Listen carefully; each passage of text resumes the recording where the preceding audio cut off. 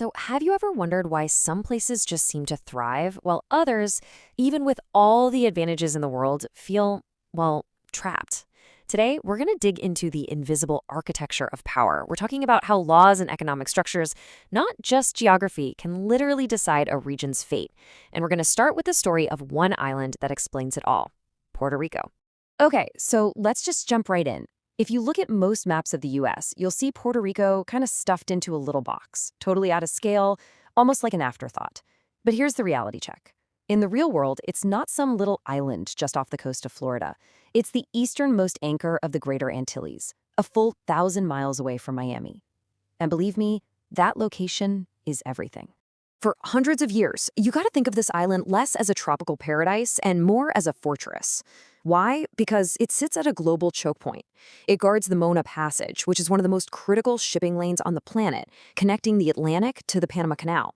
So, for centuries, whoever controlled Puerto Rico basically controlled the flow of money in the Americas. It was an absolutely massive strategic prize. So after the U.S. gets the island from Spain back in 1898, this huge legal question pops up. What exactly is it? The answer came from a series of Supreme Court cases that created this incredibly bizarre status. And this quote just says it all, doesn't it? The court decided Puerto Rico belonged to but is not part of the United States and was inhabited by, quote, alien races. This legal limbo, this gray area, set the stage for 100 years of economic control without any real political power. Right. So that legal limbo became the foundation for what you can only describe as an invisible economic cage. Let's break down the actual federal laws that, one by one, came together to create this perfect storm of economic problems for the island. The first bar of this cage is a law from 1920 called the Jones Act. Now, the idea was to protect the American shipping industry after World War I. Yeah, sounds patriotic, sounds like a good idea. But for an island that has to import 85% of pretty much everything it consumes, the Jones Act isn't protection. It's a chokehold. And this is how that chokehold actually works. Just picture this. A huge cargo ship from China, loaded with goods, sails right past Puerto Rico. It literally can't stop. It has to keep going all the way to a mainland port like Jacksonville, Florida. Then everything gets unloaded, reloaded onto a much more expensive American ship, which then sails all the way back to San Juan. The result? A logistical nightmare that acts like a massive tax on everything, from milk to medicine. Now, for a little while, there was something that balanced all this out. The U.S. government knew the island needed some kind of economic engine, so they created Section 93(6).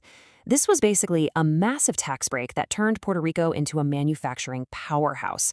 All these huge pharmaceutical and tech companies rushed to the island, and for the first time, a real solid middle class started to emerge. But then in 1996, the U.S. Congress decided it needed to balance its own budget, and they saw this tax break as a handout, so they killed it. And just look at this timeline. The phase-out ends in 2006, and the factories, they didn't just leave, they fled. I mean, almost overnight, all these high-paying jobs just vanished. The island's tax base completely collapsed, and Puerto Rico fell into a recession that, to this day, it has never recovered from. So what do? Your cost of living is artificially sky high, and your main source of income is just gone. Well, you borrow. The Puerto Rican government started issuing bonds to pay its bills, and Wall Street ate them up. But by 2015, the debt had just exploded to over $70 billion, a number so huge there was simply no way the island could ever pay it back. Now, normally, any U.S. city or state in this kind of mess could declare Chapter 9 bankruptcy to restructure its debt. But here it is, the final, brutal piece of the trap. A little-known federal amendment passed way back in 1984 specifically blocked Puerto Rico from that protection. They were legally forbidden from going bankrupt. There was no escape hatch. And here's the thing, this story of economic extraction, it isn't unique to Puerto Rico. So let's zoom out for a minute and see how this same pattern, this dependency created by structures you can and can't see, plays out in other places all around the world. This quote actually comes from Japan's fourth largest island, Shikoku. For years, people there dreamed that a huge bridge connecting them to the mainland would bring a wave of prosperity. But when they finally built it, the exact opposite happened. And this introduces a really fascinating idea that economists called the straw effect. This is what is so incredible. It's a perfect parallel. For Puerto Rico, the connector that acts like a straw is an invisible set of laws, like the Jones Act. For Shikoku, it was a very, very visible 8-mile-long bridge. But the outcome? Exactly the same. All the wealth, the resources, and especially the young people get sucked out of the smaller economy and into the bigger one. Local shops close, and the smaller place just gets hollowed out.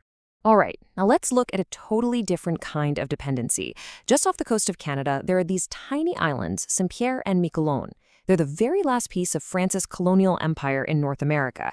They have basically no natural resources, their main industry collapsed, and yet people there live pretty well. So how? Well, here's the secret. A massive slice of the economy comes from people employed directly by the French government. Teachers, police, doctors, and they're all paid on a Parisian pay scale. The whole economy is almost completely artificial, kept afloat by money from Paris. It makes for a great standard of living, sure, but it's a bubble. It's totally dependent on France wanting to keep paying for a little piece of itself on the other side of the Atlantic. So we've seen how these outside forces, whether they're laws or bridges, can just drain a place dry. But is that the only way it can go?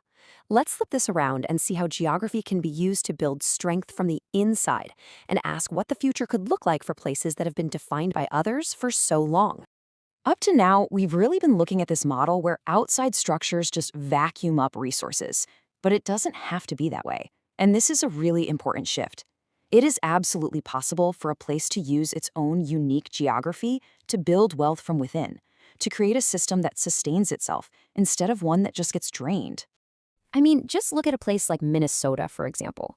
Instead of becoming dependent, Minnesota took its unique assets and leveraged them. The Mesabi Iron Range, that provided the steel that literally won World War II. The St. Anthony Falls powered a global milling industry. Even its weird position as the continent's water source mattered. The point is, the state built an economic powerhouse on its own terms, using its own stuff. And that brings us right back to Puerto Rico. Because in 2017, when Hurricane Maria hit, it didn't just destroy the island. It exposed the total and complete failure of all those external systems. But out of that devastation, a new story of resilience and ingenuity started to be written, not by Washington, but by the people of Puerto Rico themselves. And you can really see that shift happening. When the old, centralized power grid completely failed, communities didn't just sit and wait. They started building their own solar grids, house by house, neighborhood by neighborhood. And at the exact same time, the island is becoming this cultural superpower. It's exporting music and art that is taking over the world. It's a new kind of power, one that's being built from the inside out. So what does this all boil down to? We've seen how invisible laws and visible bridges can be used to pull wealth out of a place, defining it from the outside.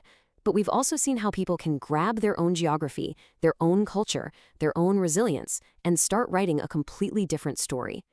And that leaves us with one final big question. After centuries of being defined by empires, can a people finally colonize their own future?